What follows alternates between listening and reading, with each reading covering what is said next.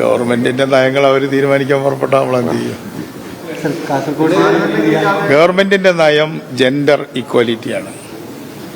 അപ്പൊ അതിൽ ജെൻഡറായിട്ട് നമ്മൾ ഒന്നും ആലോചിക്കണം. സ്ത്രീകൾക്കാണ് സൗജന്യം. അതിൽ പാവപ്പെട്ട സ്ത്രീയെന്നോ വൃദ്ധയായ സ്ത്രീയെന്നോ അങ്ങനെയൊന്നുമില്ല, സ്ത്രീക്കാണ്.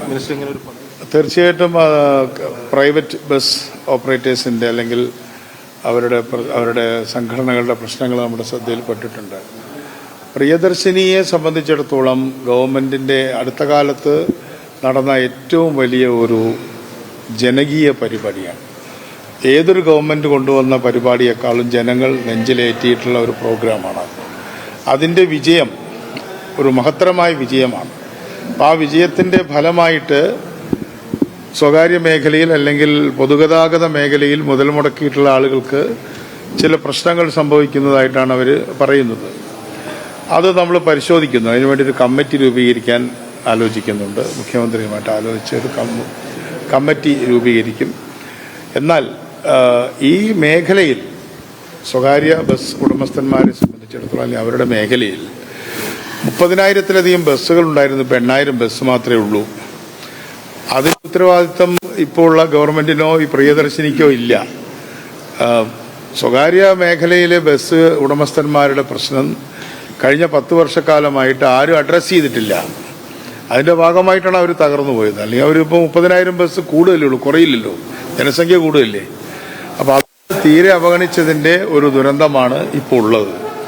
എന്നാൽ അവരെ നമ്മൾ കൈവിടില്ല. അതിന്റെ ഭാഗമായിട്ടാണ് ബജറ്റിൽ ധനമന്ത്രി കൂടിയായിട്ടുള്ള മുഖ്യമന്ത്രി പ്രഖ്യാപിച്ചത് അവരെ ടാക്സ് കുറയ്ക്കും, 50% ടാക്സ് കുറയ്ക്കും. ഒരു ബസ്സിന് ഏതാണ്ട് 50,000 രൂപയുടെ അടുത്ത് അവർക്ക് അതിന്റെ ബെനിഫിറ്റ് കിട്ടും. പക്ഷെ അതുകൊണ്ട് മാത്രം അവർക്ക് കാര്യമില്ല. പ്രിയദർശിനിയും KSRTCയും ഒരുമിച്ച് ഓടുന്ന റൂട്ടിൽ മാത്രമേ പ്രശ്നമുള്ളൂ. നമ്മൾ 3165 ബസ്സുകളാണ് ഓടുന്നത്. ഏകദേശം 3000 ബസ്സാണ് ഓടുന്നത്. ആ 3000 ബസ് ഓടുന്ന സ്ഥലങ്ങളിൽ ഈ പ്രൈവറ്റ് ബസ് ഉണ്ടെങ്കിലേ പ്രശ്നമുള്ളൂ. ഉദാഹരണത്തിന് നെയ്യാറ്റിൻകര താലൂക്കിൽ ഏറ്റവും കൂടുതൽ ബസ് ഓടുന്നത് തിരുവനന്തപുരം ജില്ലയിലാണ്, നെയ്യാറ്റിൻകര നെടുമങ്ങാട് താലൂക്കിലാണ്. അവിടെ സ്വകാര്യ ബസ്സില്ല. നെയ്യാറ്റിൻകരയിൽ ഒരു സ്വകാര്യ ബസ്സും ഇല്ല. അപ്പോൾ അവിടെ അവർക്ക് പ്രശ്നം അവരില്ലല്ലോ.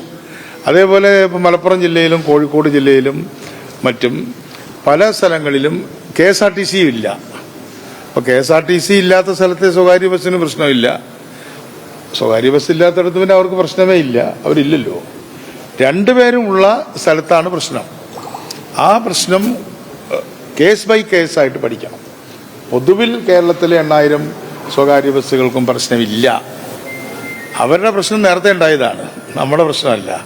നമ്മളുള്ളപ്പോൾ വന്ന പ്രധാനപ്പെട്ട ആവശ്യം എന്ന് പറയുന്നത് ഈ സർക്കാർ ഉദ്യോഗസ്ഥരായ സ്ത്രീകൾക്ക് സൗജന്യം ഒഴിവാക്കുകയും 65 വയസ്സിന് മുകളിലുള്ള എല്ലാവർക്കും സ്ത്രീ പുരുഷന്മാർക്കും വിദ്യാർത്ഥികൾക്ക് സൗജന്യമാക്കുകയും ചെയ്യുക. ഒപ്പം തന്നെ ഇന്റർ സ്റ്റേറ്റ് സൗജന്യം ഒഴിവാക്കുക, ടൗൺ സൗജന്യം ഒഴിവാക്കുക, അത്തരം കാര്യങ്ങളൊക്കെ നടപ്പിലാക്കും. ഗവൺമെന്റിന്റെ നയങ്ങൾ അവർ തീരുമാനിക്കാൻ പുറപ്പെട്ട നമ്മൾ എന്ത് ചെയ്യും?